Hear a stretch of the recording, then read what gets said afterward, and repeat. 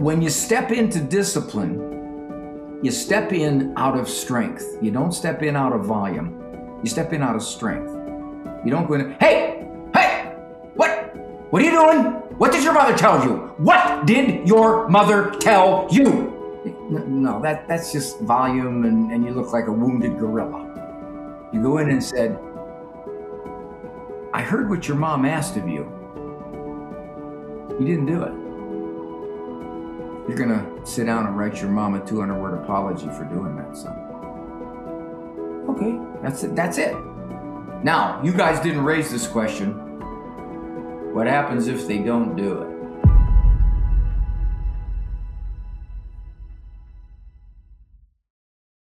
Peace and blessings. Welcome back to another episode of Purposely Catholic.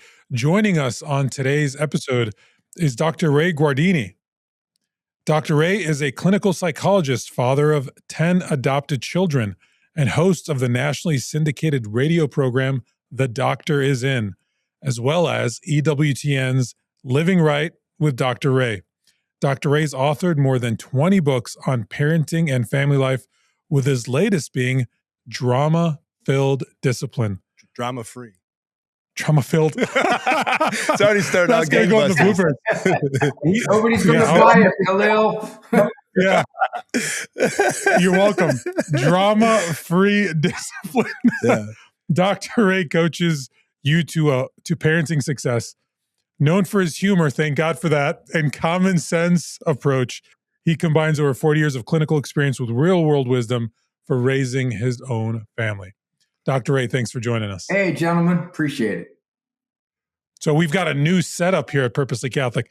So reading off of my knee, I'm gonna blame the set for but drama-free discipline. Dr. Ray, when I saw the title of this book, it came at the most providential time. My wife and I literally just last night, she's going through Dr. Father Ricardo's Rescue Project, if you're familiar with that. If not, definitely worth checking out. It's produced by Acts 29 Ministries, Rescue Project. They were on night 3. It's when they start getting heavy, talking about the evil one and his role and the lies that he tells you. And, my wife came home. I had already put the kids to sleep. I've got 3 myself. And where her heart was is like, am I being a good mother? And because there can be so much drama at home, and it's like the kids, you're always trying to wrestle with the emotions and their development and their understanding, and you want them to do this, but they want to do this. And what does drama-free discipline look like? Take this piece of advice straight to your wife, Khalil. Tell her to quit overthinking it. She's mom. She decides what the expectations are. She's obviously got a lot of love, so that's not a problem. Tell her not to worry so much about how she phrases her sentences, whether she's being too strict, whether she's being too permissive. We shrinks have done a number on good parents. We've undercut them. We've undercut their confidence. We've undercut their authority. We make them second guess. If they leave him on the pot for 4 minutes too long, he's going to grow up to be a tattooed face motorcycle gang member on Springer. We've done a number. Now that book is designed to bring back some of the wisdom of the ages. People raised good kids for millennia before we shrink types came along with all of our theories. And one of the interesting things here too is that most shrinks don't have a religious worldview. So what they believe is important for your children's well-being may not be what Christ believes is important. I'll give you a quick example. You go to the computer and you type in child self-esteem search. You're going to see 100 million options. Type in child humility search. A fraction. When's the last time you heard a secular expert talk about humility? But that's at the very core of what we want to teach our kids. My humility is something I'm very proud of. Yeah. I like the line that you said, the wisdom of the ages. And I just was really thinking about that when you said it, is that how we used to grow up, like across the street from our grandparents, our cousins, all of our family members were really close to us. So we had all that, literally the wisdom of all of our, the matriarchs and the patriarchs who were there also, like, who love your kids just as much as you do, but also teaching them and teaching you, like, this what works, this what doesn't work. But now we have all these pop psychologists that come along. There's always this new thing you should do, or the helicopter parents, or these things. So how much of it do you think is that we've lost that connection to our ancestors, who have, I think, did a pretty good job of they're not having kids who are all on anxiety medicine and depression medicine. They weren't overthinking their lives. They were too busy going to war or raising a family. They weren't thinking about their thinking. The average individual moves every 4 years. So you throw that into the mix. Yeah. And somebody like Khalil's wife, who should never doubt that she's a good mother. Never. She can overreact, or she can say things she shouldn't say. You know why she does that, Khalil? Here's the reason. You tell your wife this is her problem. I'll summarize it in one word. Human. She is human. Yeah. I always said this when I raised the 10 kids, and I watched my wife do it. My wife was a single mom, and what was amazing is I was there the whole time. So I kind of watched that. But when we raised the kids, I always said, if our kids go astray, I could live with myself if they had to go through me. I could not live with myself if I stepped aside, if I compromised with the culture, if I went the way the culture is teaching, if I gave the kind of permissiveness and the technology that the culture now grants. I couldn't do it. So that book, here's how it came about. It's interesting you should ask this. I had a PhD psychologist come into my office. Her 5-year-old was eating her for lunch, because she was practicing all the new and psychologically correct ways to parent children, and she was getting tormented. She was not enjoying parenting. We talked. She said, wouldn't it be great if you could come to my house and sit and observe me with my son? I said, I can do that. So I did. I watched her. I gave ideas right as it was happening. Right as this kid was pulling his stunts. That's what that book is. That book is 18 of the most common discipline scenarios that I get. Bedtime, bad times, disrespect, chore shirking, sibling quibbling, technology, smartphones, driving, homework, hassles, etc. Parent disagreement. And then I draw up a script as it would actually unfold in a standard house. Who says what to who, when, where, and how much? I step into the scene like I did at this psychologist's house and offer ideas, observations, suggestions right on the spot. So it's not a narrative of, okay, here's what I think you should do with your kid. It is, here's how it unfolds, and here's how we can manage this.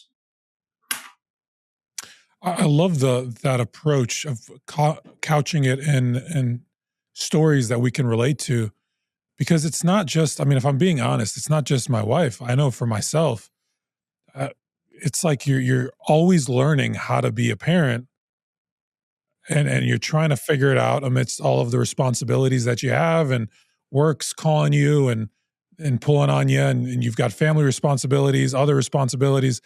But my primary kind of goal is I want to be present and be the best version of myself, and to relate it to my kids and how I parent. I'm always analyzing how I'm saying things and what I'm saying.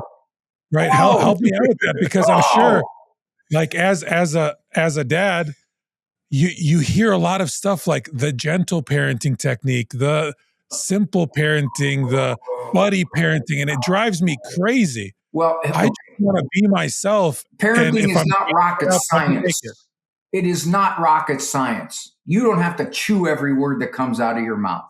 If it's bedtime and you look at that little 5-year-old and you say, you know what, son, we're going to say our prayers and then you're going to go to bed. And if you get out of bed tomorrow, I'm going to take 5 privileges away from you. Now, that's not hard. That's simple.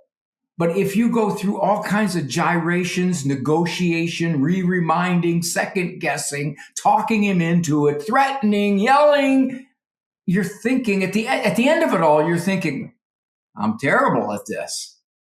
And then you go to confession and you say, bless me, Father.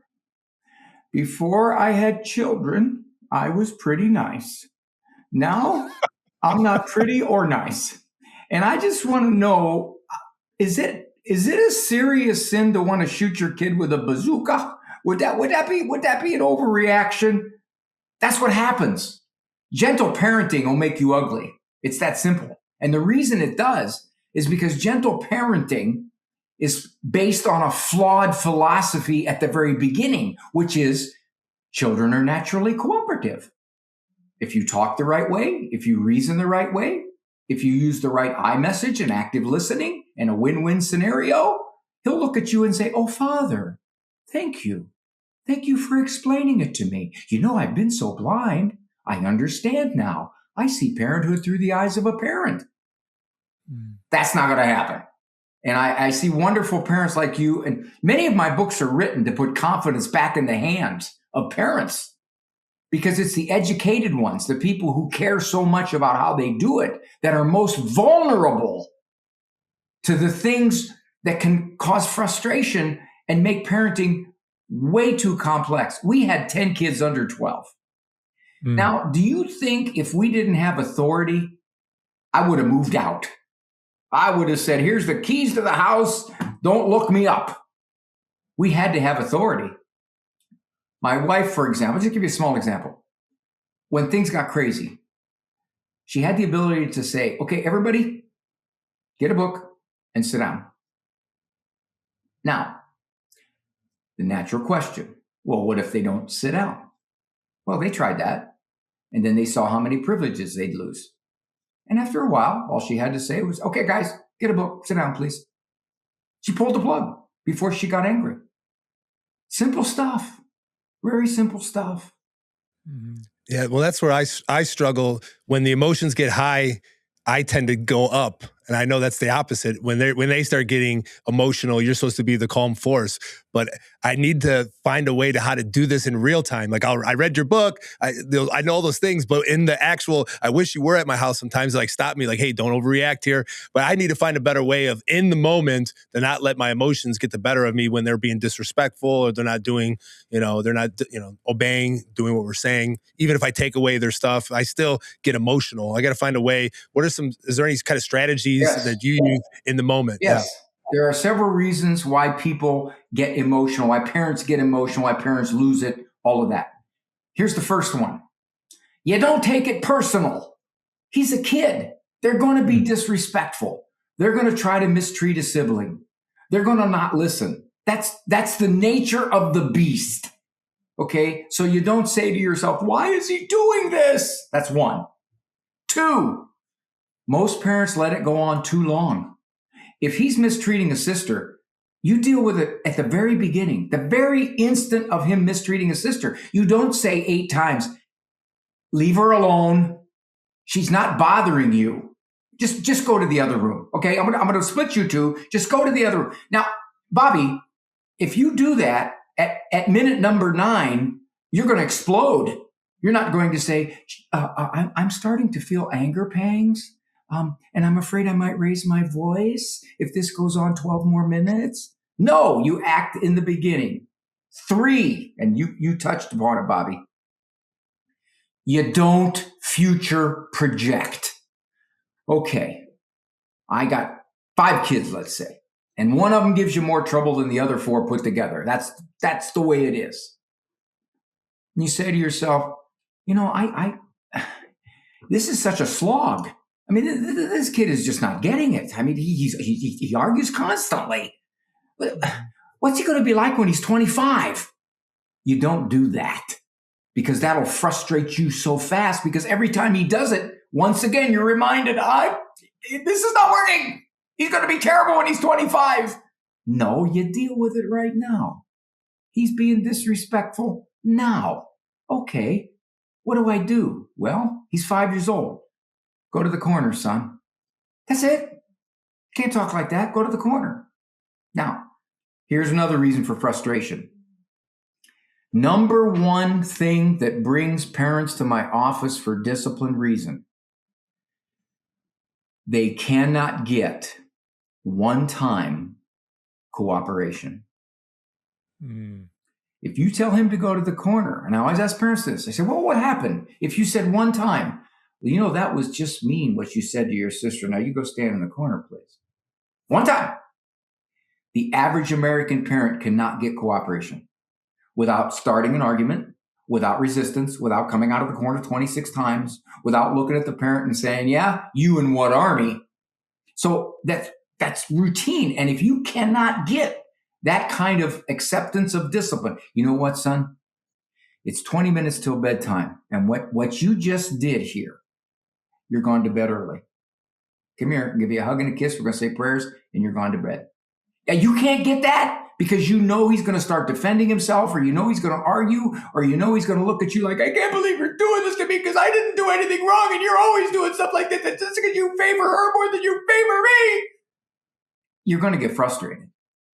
Instead of just saying, yeah, he knows he's not allowed to talk like that. He's in bed. How does that work when the child responds better to dad than they do to mom? I mean, I hear it just through friends, family in the parish. The mom will complain more like, he doesn't respond to me. I need dad. What does that look like, and how do you address that? 2 levels to that question, Khalil.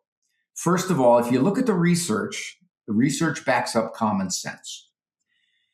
Dads with the younger kids tend to be more of an imposing presence. Now, that's not to say I'm going to scare the wits out of you, kid. It's just you're bigger, your voice is deeper, you're more commanding when you speak. That's just normal human response. All right, that's 1. 2, dads tend to talk less. They negotiate less.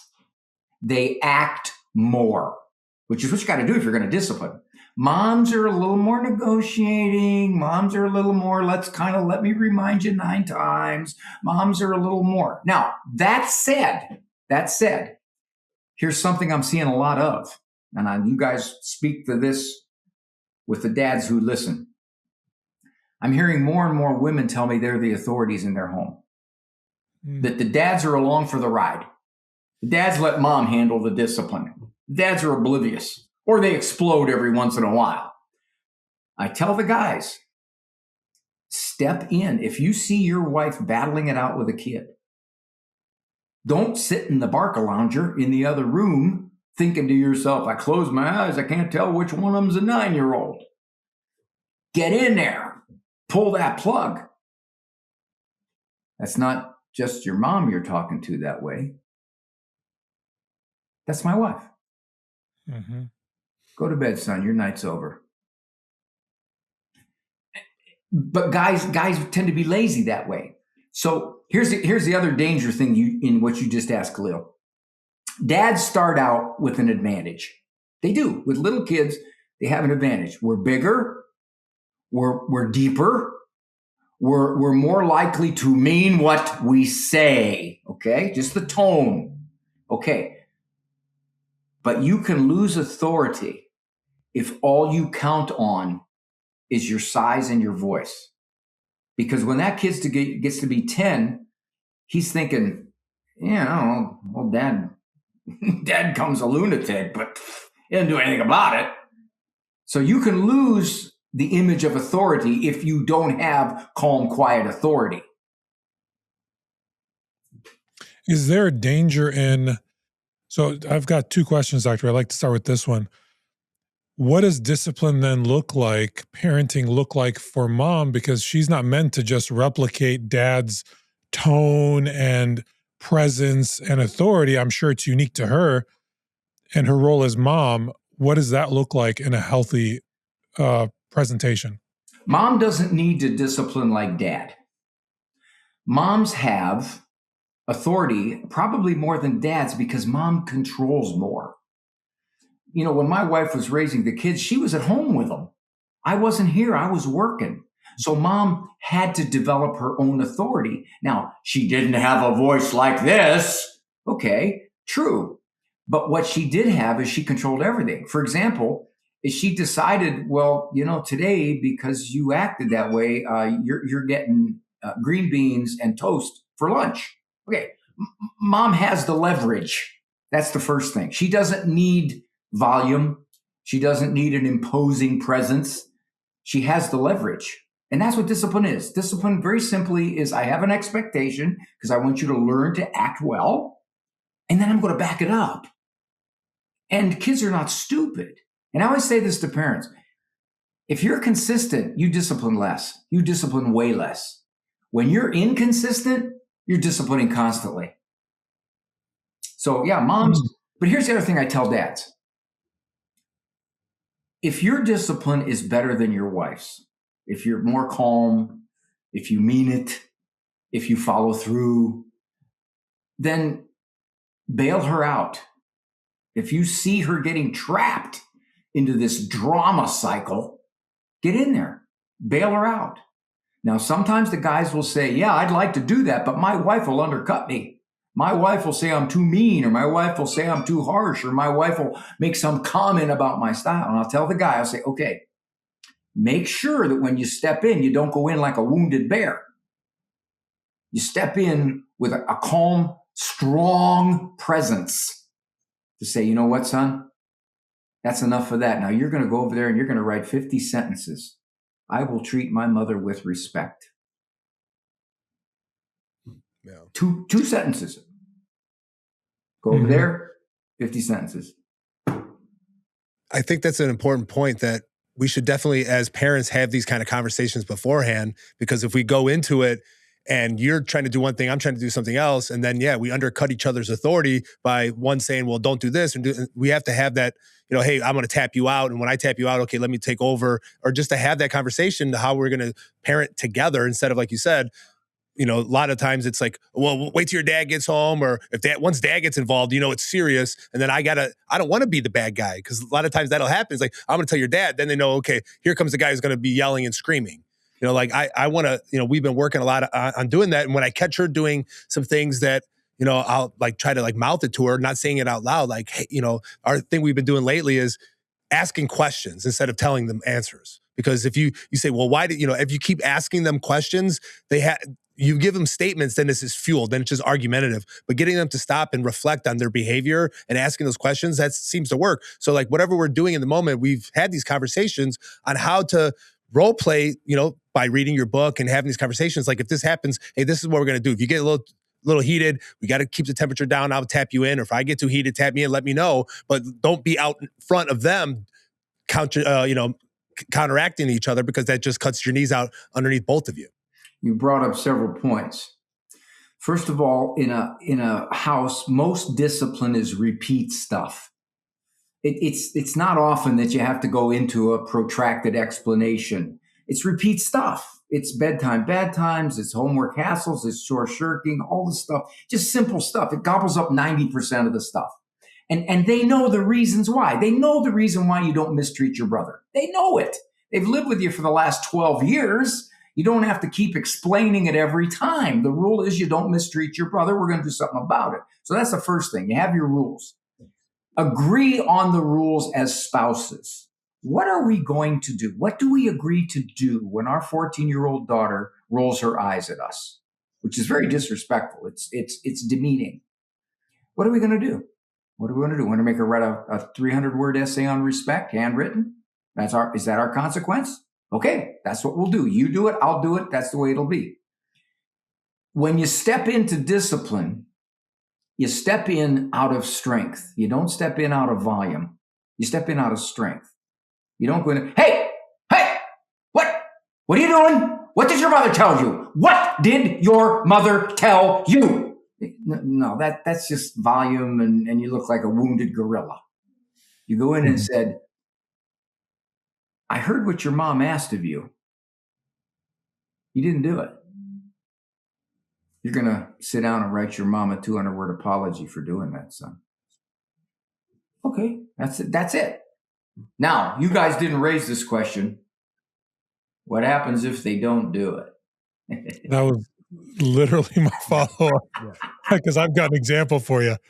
I've got a daughter who, God bless her, she's got so much personality. I send her to timeout. She just, all right. She just struts right into it. Like, you know what? You're not bothering me. Mm-hmm. She'll do her time, and then she's out of it. Like, it was nothing, no sweat. Does that bother you, Khalil, that she's so devil may care about it? No, actually, I'm kind of impressed, but I don't let her know that. Well, let parents will say this all the time. They'll say, well, I've tried that. They don't care. It doesn't work. It doesn't faze them. I got a question for you. How old's your daughter? She's going to be 4 next month. Okay. Has she ever come up to you and said, Daddy, do you mind if I go stand in the corner for a while? I've got some free time. I just want to head over there and stand in the corner. Is that okay with you? Has that happened? No, I'd be concerned if she did. Exactly. She doesn't want to go to the corner, but she's making the best of it. Now, here's where parents get confused. Okay. I would bet that your highly personality-driven little girl, if you counted it in the last year, she's been to the corner, I don't know, maybe let's say 50 times. Maybe, not even probably, but let's just say 50. At first 50 don't bother her. The second 50, well, I'm not singing anymore when I go over there. I don't feel like singing. This corner's getting to be a drag. Third 50, I really don't like this at all, and I'm going to stop doing what I was doing to have to come here. The fourth 50, no mas, daddy, no mas. So it takes time for a consequence to be felt. And if a kid says, I don't care, like parents will say this to me, they'll say, I took away his favorite video game for what he did. He didn't care. It didn't make any difference. I said, well, didn't you just scrape the icing off the cake? What do you mean? Well, you took away one video game. Go up in this kid's room, what he's got up there, how many things he has, how many ways he can entertain himself. So even if you took away the favorite one, you took away 1/2 of 1%. And that's where parents get fooled. Nothing works. I've tried everything. Nothing works. Yeah. What do you do then if they don't participate, cooperate with the discipline that you handed out? That is the number one question I get from parents in my office. Because when a parent comes in with a behavior problem kid, and most behavior problem kids, by the way, are because we parents could be doing a lot of different things. Okay. They'll say, I forget it. He's not going to go to the corner. He's not going to write the essay. I can't get him to go to bed early. He'll go over and just turn the TV back on if I take it off. Had a lady walk into my office. She had a 14-year-old son, and he was just absolutely tormenting her with his behavior. She just could not get control of him. So I suggested, why don't we have just a very simple, let's tackle the disrespect first. We'll have a simple rule for disrespect. Anytime he's disrespectful at all, words, tone, arguing, content, face looks, whatever, 400-word handwritten essay of apology. She said, yeah, that sounds fine, but he won't do it. I said, okay. The instant he doesn't do it, you take away every single privilege he has. That means he can't go outside. That means all devices are gone. That means his favorite hoodie is gone. That means food. Well, yeah, you're going to put green beans in front of him. If you go out to eat, he's not going to eat out. That's a privilege. He can make a sandwich before he goes. He's going to have to pack his lunch for school because there's no money supply. The money supply is gone. And she looked at me and she said, that sounds like a blackout. And I said, nice word. That's exactly what it is. And I talk about that in the book, How to Implement a Blackout. The thing about blackout is it is ultimately very kind. And the reason it's kind is because if you have to worry whether a child is going to accept a reasonable consequence, you're in big trouble. You're in big trouble. You're going to get ugly. You're going to get mean. This house is going to be anything but at peace. The blackout shuts everything down. Like your little girl. Now she's only 4, so she's a piece of cake. But let's say that you ask her to go to the corner and she looks at you like, you talking to me? I see your lips moving, but I don't hear any sound coming out. Okay. So at that point, I would suggest this, Khalil. You don't say anything. She comes over to you. Daddy, can I have my juice cup? Oh, honey, I was going to give you your juice cup, but you didn't go to the corner yet. Where my stuffed animal? Oh, yeah, I took it. It's on top of the refrigerator, honey. You didn't go to the corner yet. My puzzle book. I want my puzzle book. Yeah, I know. I took all your toys, honey. You didn't go to the corner yet. And Khalil, I'm going to tell you, within one day, your child is going to simply quietly go to the corner. You won't have to scream. You won't have to argue. You won't have to negotiate. You can simply say, honey, you need to stand in the corner for me until I tell you can come out. I guarantee it. Guarantee it. Little kids, it works that fast. The big kids, you get a 15-year-old, this could take some days. Okay. What I'm dealing with my 12-year-old a lot is delayed disobedience, which is kind of like, she's a lot like her father. Like, I don't like to be told what to do, but I'll do it. Just like my wife says, go take out the garbage. I'm like, okay, I will, but I'm not going to do it this second. You know, I got to exert some of my authority, you know, but my daughter's a lot like me. So every time, you know, like, hey, whatever, take out the trash, whatever. She's like, oh, I'm doing this other thing first.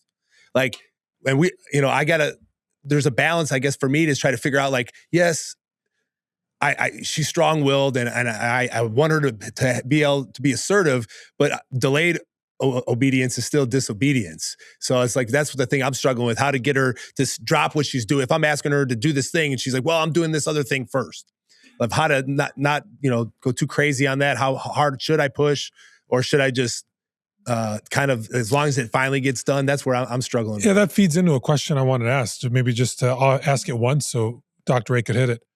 How do you know which things to focus in on and which to let slide? Like, it's just kids being kids, no matter the age. Sure. Like, when is it? Is it delayed response? Okay. Is it? Yeah, we got several things to address. First question, Bobby. If you know you have a bad habit of not responding when your wife asks you to do something, do you like that habit in you? No. Okay. I do not. So the fact that your daughter does that doesn't mean that it's okay. It just means you both have the same bad habit. True, yes. So given that, Ladies love it. and you ask your daughter, honey, I need you to take that trash out. Yeah, I'll get to it. Okay, now you decide. You made a request, a nice request, and is she going to blow you off? And you're thinking to yourself, yeah, but okay, she only blows me off for like 38 seconds. It's not like 2 hours. It's 38 seconds. So she's just being a kid. That's within the 38-second kid remote. Wait a minute. You made a request. She blew you off. I'll get to it when I get to it, Dad, basically. So you can simply say, yeah, honey, I asked you. Now here's what's going to happen. You're going to take it out and you're going to write me 50 sentences. I will cooperate when my dad asks me a honest request. Okay. You do that a few times. That'll take care of that. Now, Khalil's question. Well, isn't that just kids being kids? The parents will say that. They'll say, yeah, 14-year-olds, they get really lippy and they roll their eyes at you. Whatever, Mom. Isn't that just teenagers? And I'll say, yes, it is just teenagers. Is it good? Normal doesn't mean good. Sin is normal. Is it good? Well, everybody sins. Well, yeah, they do, but that's not good. Here's a rule of thumb I offer parents. Again, keeping it simple. This whole parenting thing, let's keep it simple. When are they being kids? When are they being defiant, disrespectful, whatever. If it's responsible, if it's hurtful, if it's mean-spirited, if it's defiant, if it's lack of cooperation, then you got to do something about it. If your little 4-year-old daughter is watching TV and she's standing on her head while she watches TV, she's not hurting anybody. If you put her in bed and she's singing herself to sleep, she's not hurting anybody. She's not getting out of bed. She's just singing herself to sleep. If your daughter at age 12 there, Bobby, you say, I need you to go pick that. You came in the house about an hour ago and you left that on the floor, honey. Now you need to go pick that up. And if she gets up and she goes and she picks it up, she says, sorry, Daddy. Okay, she's fine. But if she just kind of like, Dad, I'm right in the middle of something. I'm just right in the middle of something. And this is really important. I need to finish this up, Daddy. Come on. Because I don't want. That's not kid stuff. I don't want to do it yet. Kid stuff is which usually means they a lot of times they don't do it, because unless you're hard, then you got to say 5 more times for them to do it, because a lot of times they just won't do it. Bobby. That's the danger. It's not a matter of, okay, Dad, I'm going to do it. Just give me 22 seconds. If that were the case, you probably wouldn't mess with it. You know she's going to do it within 20, but that's not what happens. It's, hey, what did I tell you? Are you done yet? Yeah, just a minute. I'll get it. I'm going to get it. Then 3 more times you ask. And then you touch upon what you just said about 20 minutes ago. How do I not get frustrated? Well, you don't let it go on that long. Yeah, no, the blackout works. We've been using it, especially like our daughter's 12. She's not allowed to have a cell phone, but like at night she can use her iPad and she can get on the phone with her girlfriends, and she's only gets like, amount of time. But once that, she doesn't do that. Like it happened yesterday. I just took it. I'm like, it's blackout. You're not getting the iPad. You're not getting any of the stuff. And she was upset, whatever. I just didn't acknowledge it. And eventually she stopped. She went to her room, didn't say another word about it. So it worked. It worked pretty good, especially if you could find their pain points. If it's something that they really like, then it's going to help. And every time you do it, it gets faster. Like she doesn't want to lose that because that's her connection to her friends. So it's like now, with that, it's like, I don't know, it's got a lot easier for us, but for me, it's still the challenge of like, just feeling. I guess I have to not take it personal, like you said, because you feel like you get disrespected. Like, hey, I do all these things for you. I pick you up. I drop you off. I like, we're great parents. We're doing stuff, but you still don't give me the respect that I think I'm owed. I think I take it too personal. Yeah, Bobby, I'm going to give you this suggestion too, and this comes from many parents. They will ask me, what is the one thing I can do that will sabotage my parenting more than any other single thing? I say that's very simple. Give them a smartphone or a device too early. Typically what happens is that initially it's used excitingly and well to contact with friends, but then it becomes misused. And it becomes part of their whole world. And if you take it from them for reasons of discipline, they get very upset, very, very, very upset. And most parents will tell me that when they had to take a smartphone, the kid reacted unlike anything they'd ever seen. It's as though they cut out his left kidney. And that tells you something. So just my suggestion is be very careful. She's up in her room. You don't know who she's talking to. You don't know how they're talking. You don't know if it's a guy. You don't know what language they're using. You don't know any of that. I'm not saying your daughter would do that. She may be very trustworthy. But if you just go by base rates, the odds are more than 50-50 that something that you're going to be bothered or shocked by is going to happen. Yeah, well, what's nice, you can't put parental controls on, and there's only the contacts that we approve are in there. Like, so everything has to go through us before she does it, which is nice. There's ways to do that. But yeah, she's definitely not getting an actual cell phone. But it's like, there's a balance between like, she feels so left out. Like, I don't want the cell phone every time we're going out to dinner. She's got to pull it out, or all her friends are on social media. She's 7th grade. But at the end of the night, it's the same thing. We don't have a home phone.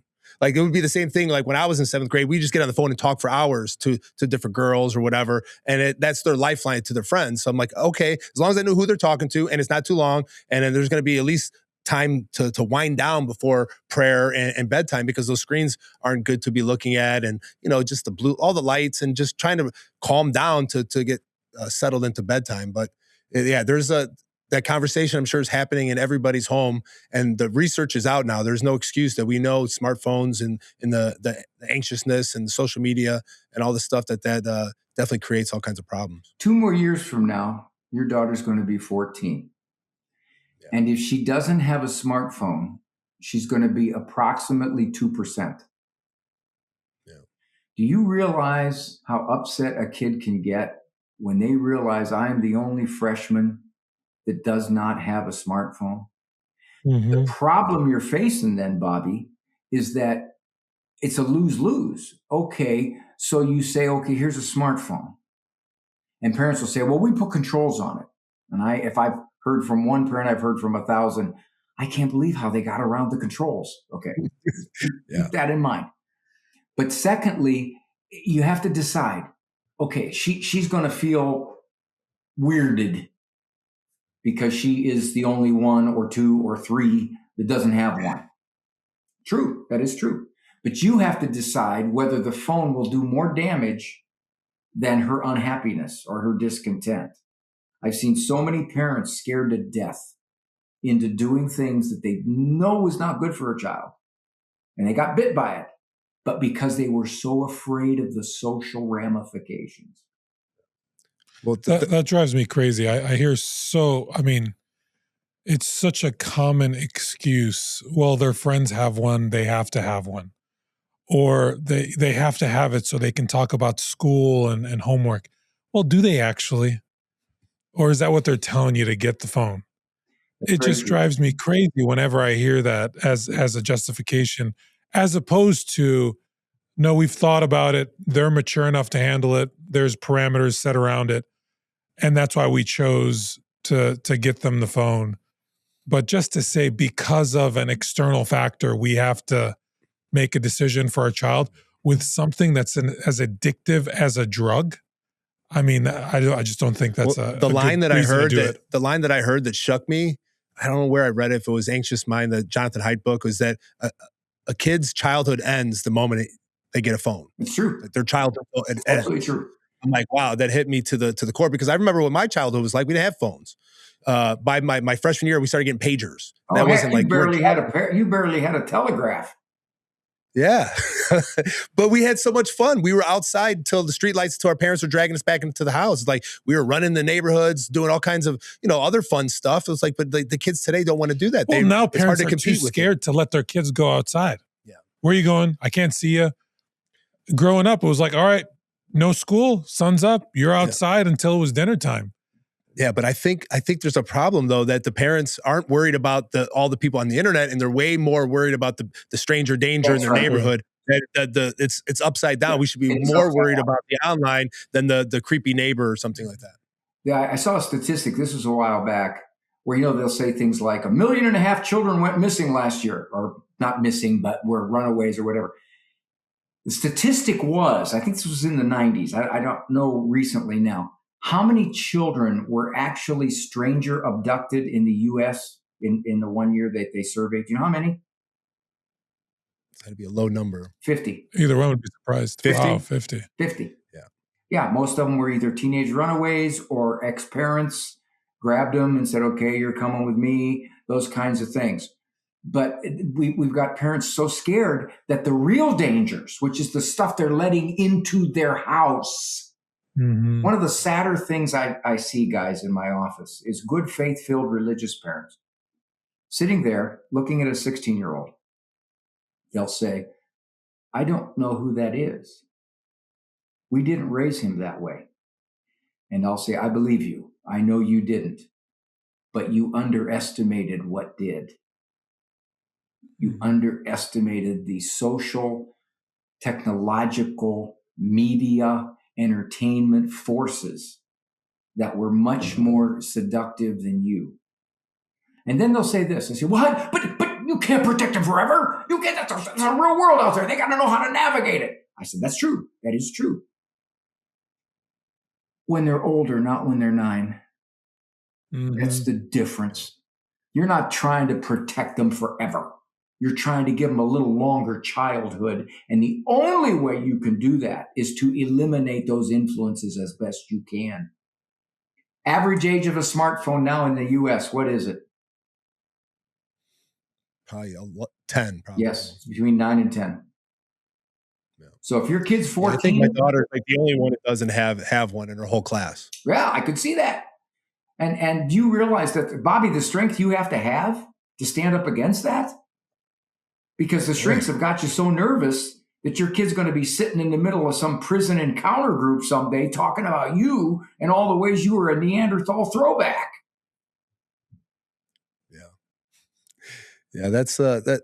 When I talk, a lot of times, I don't know how much you can relate to this, but we always look back at our parents and how we were raised. And I know I was always saying, I don't want to be like my dad. I want to be better. I want to, I'm more educated. I know a lot more stuff. But no matter what, I always catch myself saying the same things like, close the fridge or close the door, like the things that my dad would always yell. And I catch myself and I laugh like, you sound just like your old man. We always don't, I don't want to be like but it's genetic. I have 3 brothers. I had 2 brothers who are cops and one who went to prison.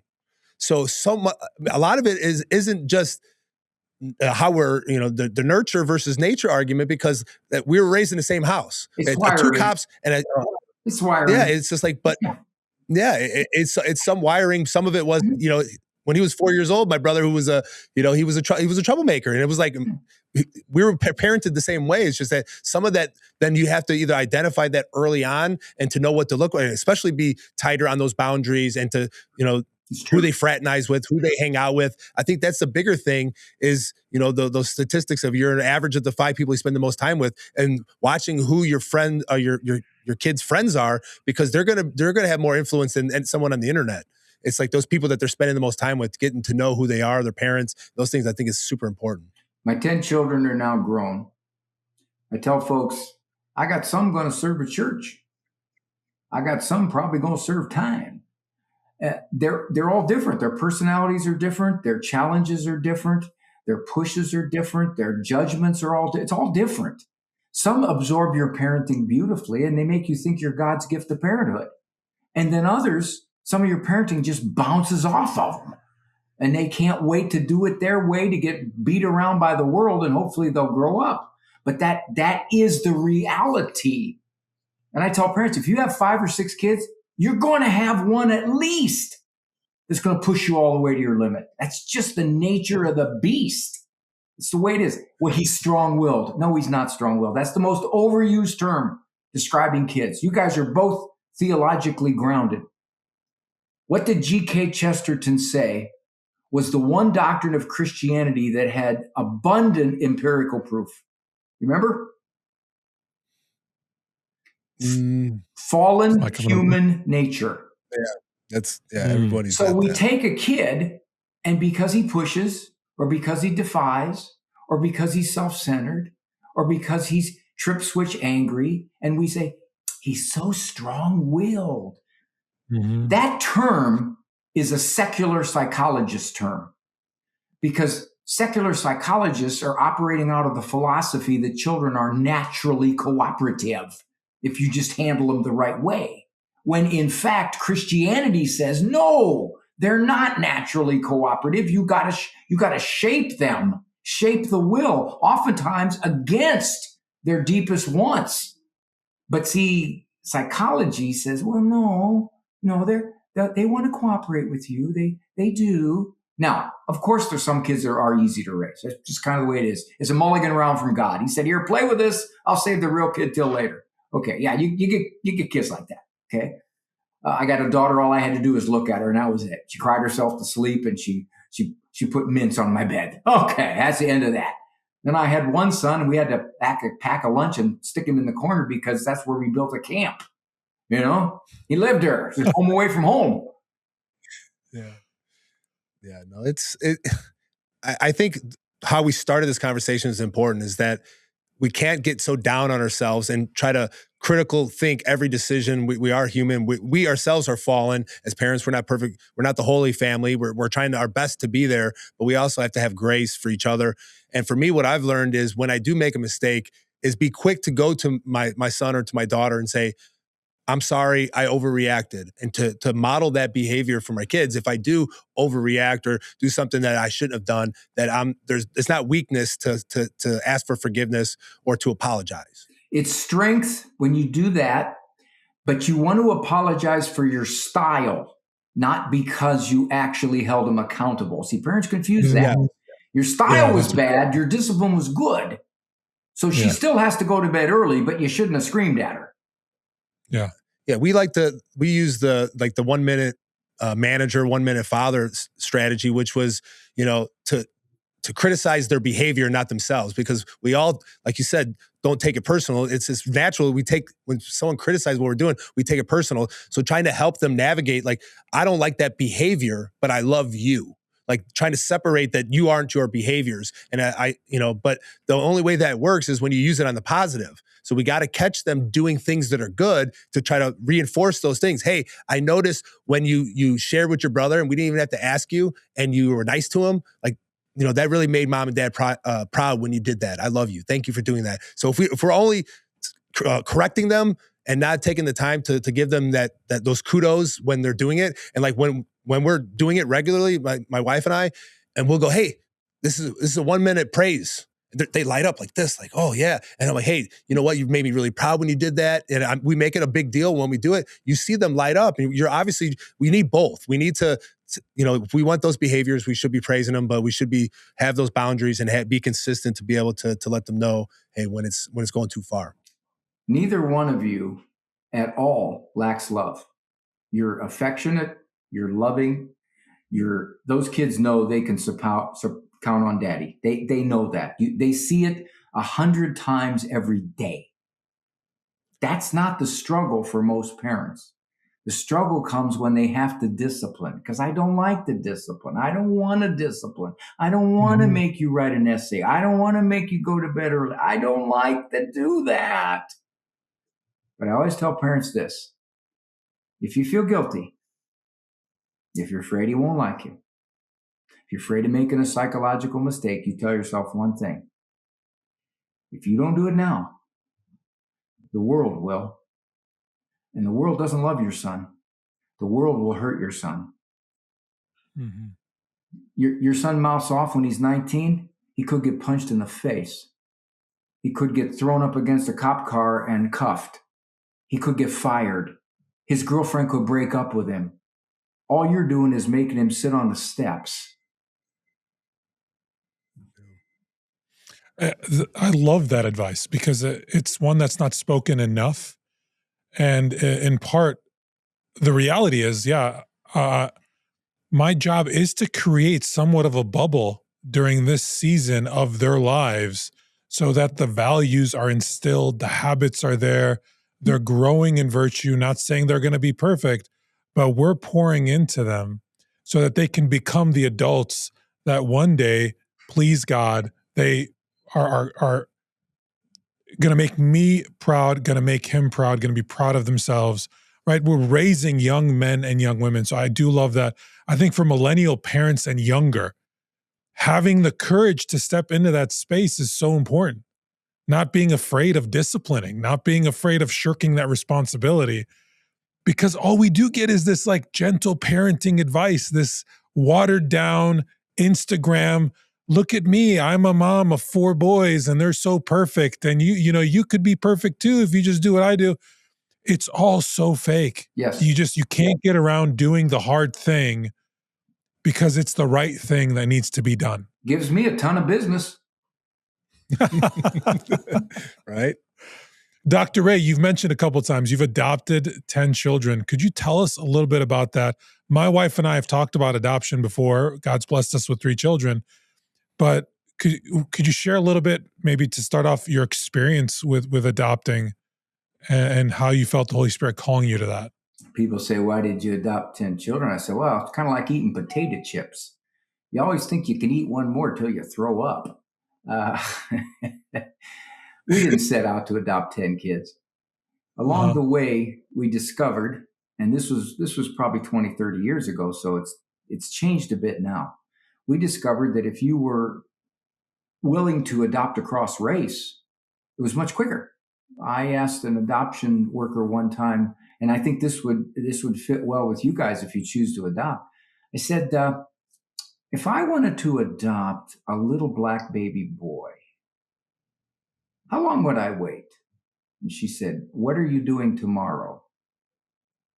Now, that's not quite the way it is anymore.